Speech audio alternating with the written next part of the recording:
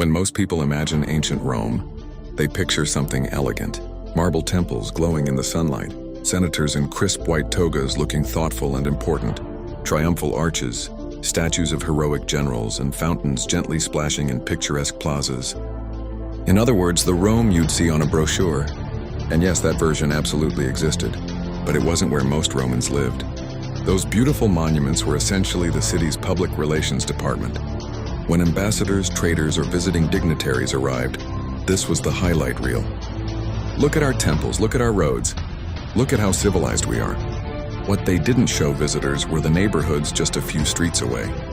Because the real Rome was loud, crowded, chaotic, and occasionally smelled like something had died and no one wanted to deal with it. By the 1st century, Rome was a megacity of nearly 1 million residents, the largest in the ancient world.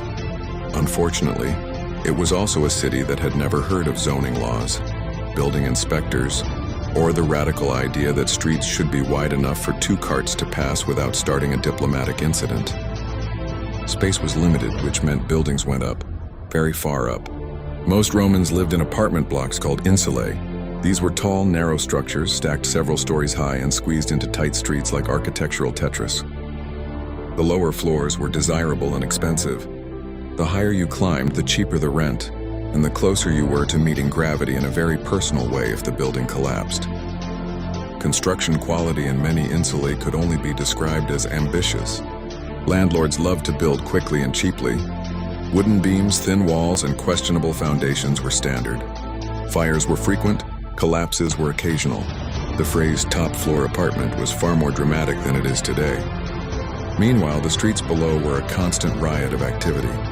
Vendors shouted their prices, carts rattled over stone, donkeys wandered wherever they pleased.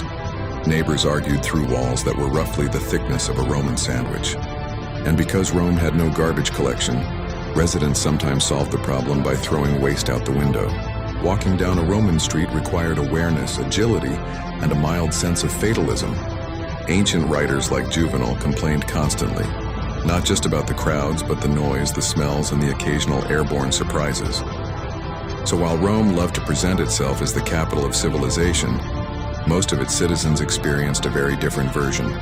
A city of leaning buildings, crowded alleys, and neighborhoods where daily life was less about philosophy and more about not getting robbed or hit by someone's leftover dinner.